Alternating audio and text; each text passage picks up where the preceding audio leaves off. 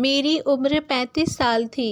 मेरा नाम कोमल था और मैं अपने घर की सबसे आखिरी लाडली लड़की थी जिसकी शादी होनी बाकी थी। और शादी इसीलिए नहीं हो रही थी क्योंकि मेरा वज़न बहुत ज़्यादा था। जो भी आता मेरा मोटापा देखकर वापस चला जाता। अब तो मेरा दिल टूटने लगा था। मैं अपने मोटापे को कम करने के लिए कई नुस्ख़ा कर चुकी थी मगर कोई भी काम नहीं आया था। इन्हीं दिनों अम्मा ने देख कर भाई की शादी कर दी क्योंकि मेरी वजह से भाई की शादी भी रुकी हुई थी और भाई अब मुझे बधाई देने लगा था। अम्मा ने सोचा बेटे की शादी फिर हो जाएगी, अब बेटे की शादी करती हूँ। बहू घर आएगी तो कोई ना कोई नया रिश्ता भी हाथ लाएगी। और फिर अम्मा जब भाभी को ब्याह कर लाईं तो वे देखते ही रह गईं। भाभी आई, खूबसूरत पतली बदन वाली गोरी चिट्ठी लड़की थी जो उसे देखता देखता ही रह जाता। मैं बहुत खुश हुई थी लेकिन मुझे थोड़ा सा जलन भी हो रहा था। थोड़े ही दिनों में मेरी भाभी से दोस्ती हो गई थी।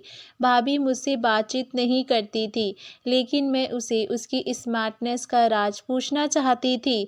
कुछ दिन में ही मेरी भाभी के साथ बहुत ही अच्छी दोस्ती हो गई थी। अब भाभी मुझसे कहती कि तुम भी जल्दी से शादी कर लो। मैं भाभी से पूछती कि मैं शादी कैसे कर लूँ, मेरे पास तो आप जैसी खूबसूरती है नहीं, मेरा वज़न ऐसा है कि कोई मुझे नज़र भर कर नहीं देखे। भाभी बोली इसमें क्या है, मैं तुम्हारा सारा इलाज कर दूंगी। मैं भाभी को हैरान होकर देखने लगी कि भाभी मेरा इलाज कैसे करेंगी। बोली कि तो अभी कपड़े बदलने डॉक्टर के क्लिनिक चलते हैं। मैं बहुत ज़्यादा खुश हो गई। मुझे तो यकीन नहीं आ रहा था। आज पहली बार किसी ने मुझे डॉक्टर के पास जाने को कहा था, वरना सभी लोग यही कहते कि तू रोटी बहुत खाती है, कम कर ले तो ठीक हो जाएगी। भाभी ने बाहर जाकर एक रिक्शा रोका, फिर मुझे बड़ी आहिस्ता के साथ उसमें बैठने को कहा। बोली चलो मैं तुम्हें क्लिनिक में लेकर चलती हूँ। मैं बहुत खुशी खुशी भाभी के साथ बैठी। हम तकरीबन आधे घंटे में एक क्लिनिक पर पहुँचे मगर मुझे बड़ी हैरत हुई थी कि इस क्लिनिक पर कोई बोर्ड वगैरह नहीं लगा हुआ था, ना ही इसमें ज़्यादा लोग थे। मेरे जैसी कुछ औरतें वहाँ पर बैठी हुई थीं जबकि कुछ औरतों के चेहरे पर बड़े बड़े दाग, ताने और धब्बे थे। उनको देखकर मुझे अपना काफ़ी बेहतर लगा। थोड़ी ही देर के बाद एक लड़की अंदर आई, उन सब औरतों को देखने लगी जो कि उस कमरे में बैठी हुई थीं। फिर उसकी नज़र मुझ पर पड़ी तो उसने अजीब से अंदाज में मुस्कुराते हुए मेरी भाभी को इशारा किया। भाभी ने भी उसे इशारों ही इशारों में कुछ कहा। मुझे लेकर बाहर आई तो वो औरत मुझे देखकर बहुत खुश हुई। भाभी ने मुझे कहा कि ये औरत है, जो भी पूछे वे सीधा सीधा जवाब दे देना, फिर यही तुम्हें बड़ी डॉक्टर के पास लेकर जाएंगी, इससे तुम्हारा मसला हल हो जाएगा।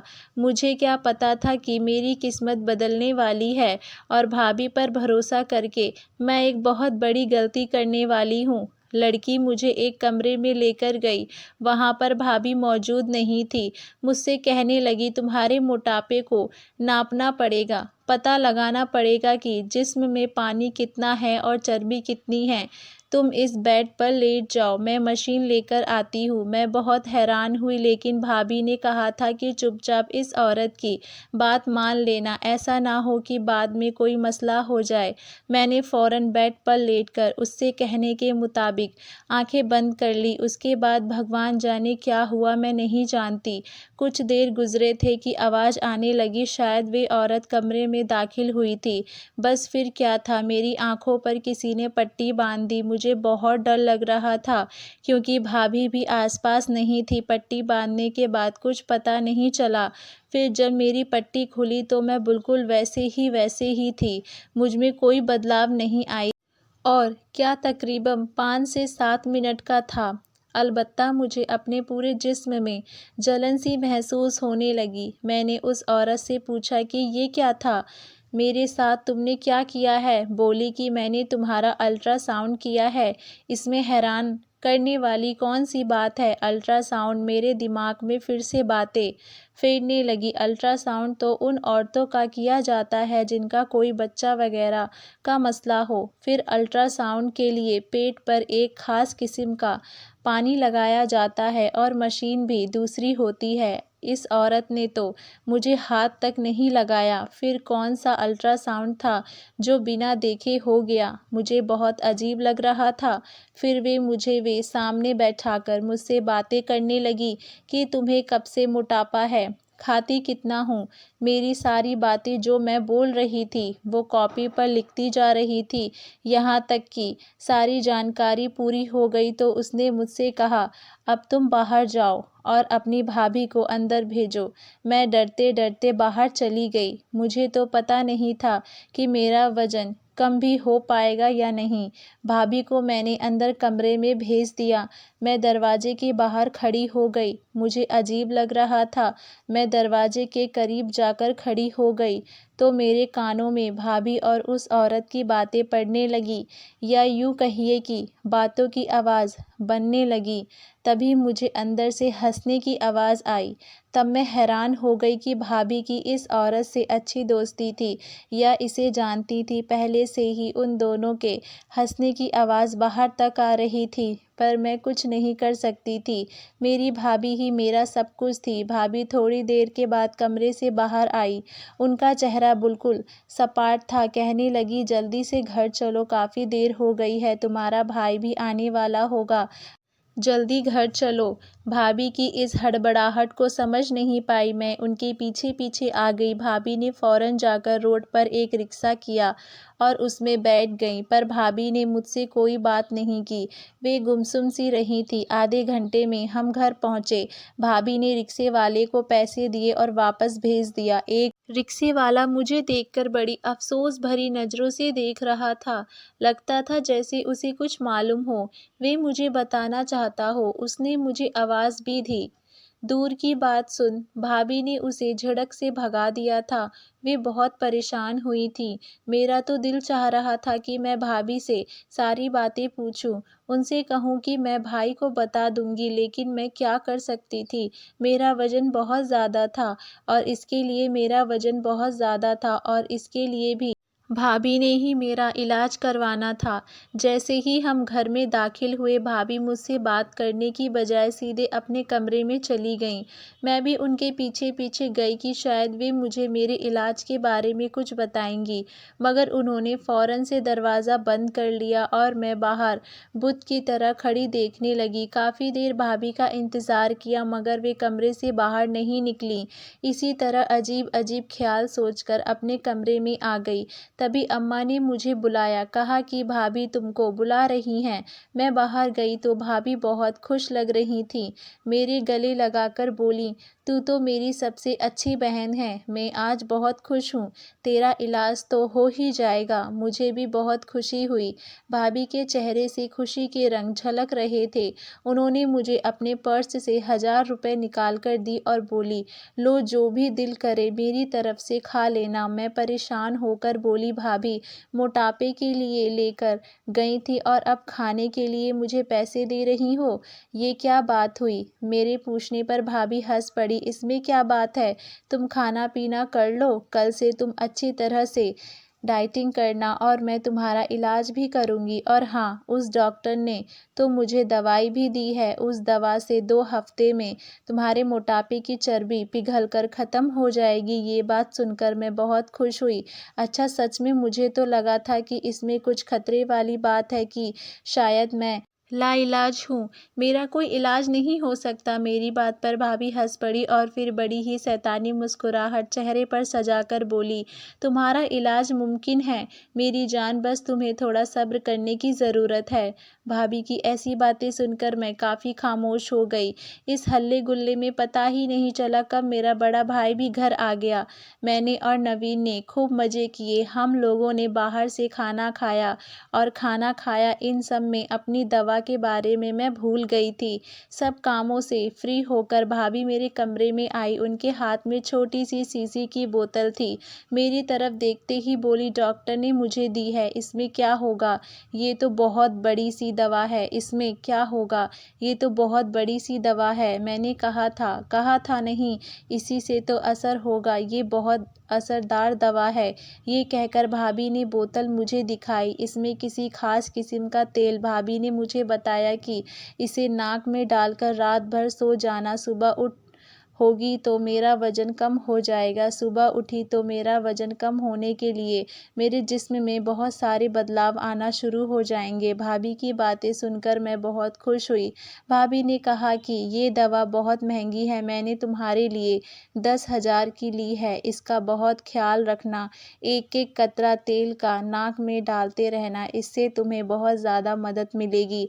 मैं भाभी की बातें सुनकर बहुत शुक्रगुजार हुई। फिर अचानक भाभी को कुछ याद आया और बोली, सुनो, तुम इस दवा को खाने के बाद अपने कमरे में ही रहना, इधर उधर ना जाना, इससे नींद बहुत आती है। भाभी, मैं कहीं नहीं जाऊंगी, आप फिक्र ना करें, पूरा कोर्स करूंगी। बहुत अच्छी बात है, चलो मैं चलती हूँ, रात बहुत हो गई है। ये कहकर भाभी मेरे कमरे से चली गई और मैं उस शीशी को देखने लगी जो बहुत ही छोटी सी थी। इसमें जैसे लगता था तेल नहीं बल्कि जहर का कतरा हो।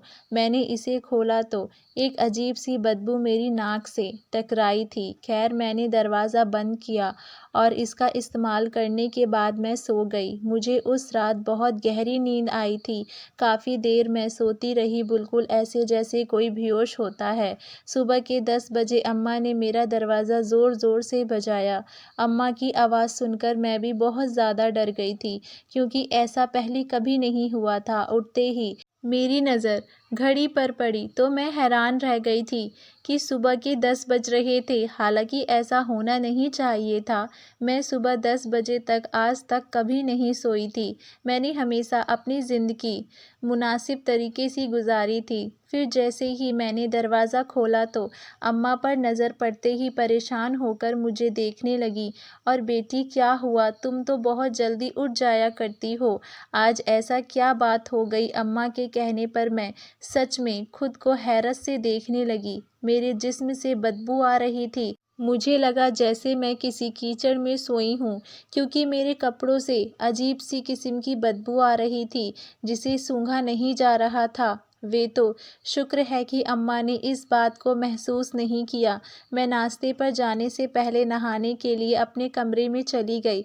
नहा धोकर बाहर निकली, अपने को तरोताज़ा महसूस हुआ। मुझे बहुत बुरा भी लग रहा था। इस तरह सोने से मेरे कपड़े पहले बदबूदार कभी नहीं हुए थे, लेकिन आज तो एक अजीब ही मामला मेरे साथ पेश आ रहा था।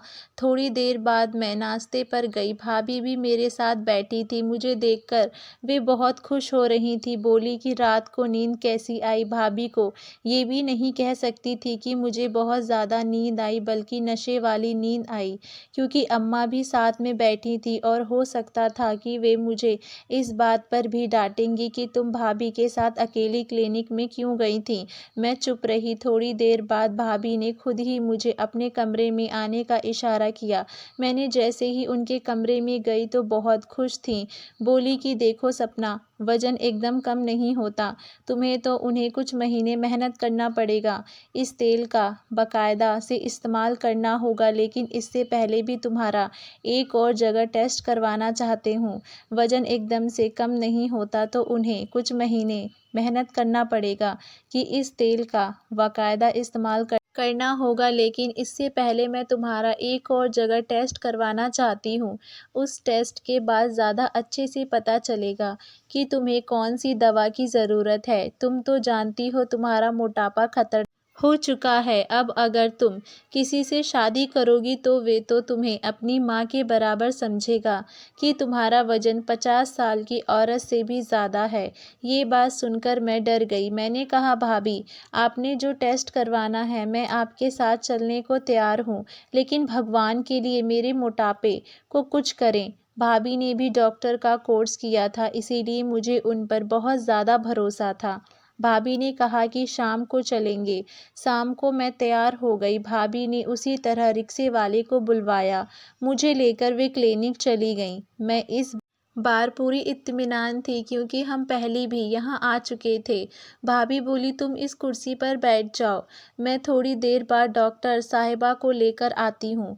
मैं कुर्सी पर बैठी। डॉक्टर साहिबा से कुछ मिनटों में ही आई। फिर वो आते ही मुझे कहने लगी, अब पतली नज़र आने लगी हो। ये कहकर वे पूरी तरह हंसने लगी, जबकि मैं हैरान थी कि ऐसा तो किसी ने आज तक नहीं कहा था कि मैं पतली लग रही हूँ। क्या ये लोग मुझे बेवकूफ़ बना रहे थे? मैंने देखा और औरत के हाथ में कपड़े थे जो नहीं लग रहे थे। उस औरत ने वे कपड़े भाभी को दिए। भाभी ने उस कपड़े को लाकर मुझे दिया और बोली, जाओ जाकर बाथरूम में ये कपड़े बदल कर फिर क्या इसी में तुम्हारा चेकअप करना होगा। मैंने देखे तो वो तो किसी दुल्हन के कपड़े थे। लग रहा था कि इन कपड़ों में मेरा चेकअप का कोई बंदोबस्त होगा, क्योंकि ये कपड़े अस्पताल के हरगिज़ ना थे। मैं हल्के नीले कपड़े से वाकिफ़ थी, तो वो बहुत पहनने में आराम होता है, जबकि ये कपड़े बहुत ज़्यादा चमकीले भड़कीले थे। मैं हैरत निगाहों से भाभी को और उस लड़की को देखने लगी। अरे जाओ जाओ बहन, मैं तुम्हारा इंतज़ार कर रही हूँ। मेरे पास इतना वक्त नहीं है, मेरे पास और भी मरीज हैं। इसके बाद मैं उसके रूम में आ गई। मैं बाथरूम में जाकर कपड़े लटकाकर और चेक करा के बाहर आ गई। वो कपड़े मुझे पूरे थे, वरना इस तरह के कपड़े कभी मुझे पूरे नहीं आते। वो औरत मुझे कपड़े पहनाकर एक कमरे में ले गई। मुझसे कहने लगी कि तुम यहीं थोड़ी देर बैठे रहो, और हाँ, तुम्हें सामने शीशे को देखना है, हिलाना डुलाना नहीं। और उस औरत की हिदायत पर अमल करने लगी। सामने एकदम रखा था, मैं जैसे देख रही थी। यहाँ मुझे बैठे काफ़ी देर हो चुका था। फिर उसने मुझसे कहा कि तुम उठकर खड़े हो जाओ और हिलना नहीं, नहीं तो तुम्हारे लिए मसला हो जाएगा। मैं तुम्हारे चेकअप के लिए बहुत बड़ी मशीन कमरे में सेट कर चुकी हूँ, उससे तुम्हारा चेकअप हो जाएगा। फिर उसने मुझसे कुछ और भी बातें की और बोली, अब तुम लोग घर चले जाओ, उससे 3 हफ्ते के बाद मुलाकात करना। मैंने तुम्हें जो शीशी दी थी वो तुम पर असर कर रही है, उसके बाद से तुम ठीक होने लग जाओगी। वैसे भी तुम्हारा वज़न 5 किलो कम हो गया है, मैंने तुम्हारा वज़न कर लिया है। वो औरत बोली तो मैं बहुत हैरान होती। वज़न करने जैसी कोई बात नहीं थी। मैं अपने घर आ गई। कभी इस बार बहुत परेशान थी। मुझे हैरत थी कि पहले की तरह वे खुश नहीं लग रही थी। उन्हें देखकर मैं भी परेशान हो रही थी कि ना जाने क्या बात है जो भाभी इतना परेशान हैं। जैसे ही हम लोग घर पहुँचे, भाभी मुझे लेकर अपने कमरे में आ गई। बोली, उस औरत ने तुमसे और क्या कहा था? वे बहुत परेशान लगी। कुछ नहीं कहा था, उसने मेरा चेकअप किया। लेकिन भाभी, इन कपड़ों में चेकअप कौन कराता है? मैंने परेशानी से पूछा था। हाँ, तो इस बात से फ़िक्र नहीं, बस तुम्हारा रिश्ता जल्द हो जाएगा। तुम वाकई में पतली लगती हो। भाभी ने भी शांत लहजे में कहा। तो मैं चुप हो गई कि शायद सब कह रहे हैं तो फिर पतली लग रही होंगी। फिर भाभी ने मुझे बताया कि तुम्हारी पतली लगने की वजह से अब मैं तुम्हारे लिए रिश्ता लाऊंगी और फिक्र नहीं करो। भाभी ने कहा, मैं तुम्हारे लिए बहुत अच्छा रिश्ता लाऊंगी। तो भाभी ने ये कहा था तो मैं बहुत खुश हो गई थी, लेकिन घर में किसी ने मेरे वज़न के बारे में कोई बात नहीं की। 2 दिन के बाद भाभी ने मुझसे कहा, मैं एक और रिश्ता तुम्हें दिखाना चाहती हूँ, तुम्हें पसंद हुआ तो मैं बताना। वो लोग तुम्हारे घर आ गए हैं। 2 दिन बाद ही मेहमान बनकर तकरीबन एक पूरा ख़ानदान हमारे घर आया। भाभी ने उन सबको यही बताया थी कि ये मेरी नंद का रिश्ता अभी तक नहीं हुआ है, मगर वो सब लोग तो जैसे मुझे पहले से ही जानते थे। अरे ये तो वही है, उनमें से एक औरत ने कहा। फिर उस लड़की को कुछ दिखाने लगी, बोली कि ये तो वही है। नहीं, ये तो वही मोटी है भाई, पहले ही तुम्हारे ख़ानदान में लड़कियों का मजाक बनता है, चलो यहाँ से। उन लोगों ने तो सामने ही कह दिया मैं मोटी लगती हूँ और ऐसी लड़की से रिश्ता नहीं कर सकते हैं। दिल टूटा था, मगर वे खामोश रहे। वैसे भी भाभी ने कहा था कि तुम्हारी शादी का रिश्ता इन लोगों के साथ नहीं होता, तो फिर मैं अपने भाई से तुम्हारी शादी खुद करवाऊंगी, तो इस बात की फ़िक्र नहीं करो। उनके जाने के बाद भाभी मुझे तसल्ली देने लगी और बोली, ये आखिरी लोग थे जिन पर मैंने भरोसा किया, बस तुम फ़िक्र नहीं करो। मैंने अपने भाई से बात कर लिया है, अगर वो तुमसे शादी करेगा तो तुम्हारी ज़िंदगी संवर जाएगी। बस तुम थोड़ा सा एक्सरसाइज भी किया करो। मेरा भाई भी तुम्हें डॉक्टर के पास लेकर जाएगा, उसे तुम ठीक हो जाओगी। मैंने भगवान का धन्यवाद किया। कुछ ही दिनों में भाभी का भाई मेरा रिश्ता लेकर आया। उन्होंने मुझे देखा तक नहीं और मेरी शादी की तारीख तय कर दी। मैं बहुत खुश थी। आखिर भाभी का दिया हुआ टोटका काम कर गया, लेकिन भाभी ने मुझे सख्ती से मना कर रखा था कि आइंदा से वो दवाई इस्तेमाल नहीं करना, उसे तुम्हें बहुत नींद आती है। मैंने भाभी की बात समझ ली, सो मैंने वे दवाई इस्तेमाल करना छोड़ दी। मेरे लिए ज़िंदगी बहुत आसान हो गई थी। मेरा पति मुझे देखते ही मुझ पर फ़िदा हो गया था। बोला कि तुम मुझे बहुत अच्छी लगती हो, तुम बहुत खूबसूरत हो। मैंने तो सिर्फ़ अपनी बहन के लिए तुमसे शादी की है, अपनी बहन का घर बचाने के लिए। तुम जैसी औरत से मैं कभी शादी न करता, शायद ये सोचकर कि तुम्हारा वज़न ज़्यादा है, मगर तुम्हारी असल खूबसूरती मैंने आज देखी। उनकी बहन का घर बचाने के लिए क्यों? मैंने अपने पति से पूछा तो वो बोला, मैं तुम्हें ये बात नहीं बता सकता। मेरी बहन ने मुझे कसम दी है, अगर मैं तुमको ये बात बता दूंगा तो वे नाराज़ होगी। मैंने अपने पति से बड़ी मुश्किल से ये बात निकलवा पाई और ये बात सुनकर मेरे रोंगटे खड़े हो गए। कहने लगा कि मेरी बहन तुम्हारे मोटापे का इलाज नहीं कर सकी थी, दरअसल तुम्हें इस्तेमाल करके पैसा कमाना चाहती थी। उसको अपने ब्रांड की मॉडलिंग के लिए बहुत ही मोटी औरत की ज़रूरत थी, इसी वजह से वे तुमको एक एजेंसी के पास लेकर गई, मगर उन लोगों से कहा कि तुम इस तरह तस्वीरें नहीं बनवाओगी, तुमको कोई बहाना कर दें कुछ ऐसा, तो उसने ये सिलसिला चलाया। एक दो तस्वीर तुम्हारी मैगज़ीन में भी छप गई। इस बात पर तुम्हारी भाभी बहुत परेशान हुई, क्योंकि तुम मशहूर होने लगी, और ये बात अगर तुम्हारे भाई को पता चल जाती तो वे मेरी बहन को तलाक दे देता। बस इसीलिए उसने तुम्हारी शादी का बंदोबस्त मुझसे कर दिया। मेरा पति ये कहकर तो खामोश हो गया। मेरी ज़हन में तूफ़ान की तरह पिछले गुज़रे वाक़ये चलने लगे। मैं सोच भी नहीं सकती थी कि भाभी मुझे अपने पैसों के लिए इस्तेमाल करेगी, कि वे भी एक अच्छे घराने से ताल्लुक़ रखती थी।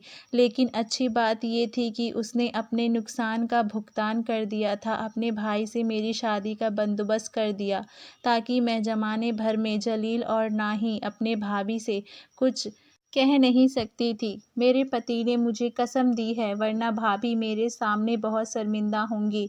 दोस्तों, धन्यवाद।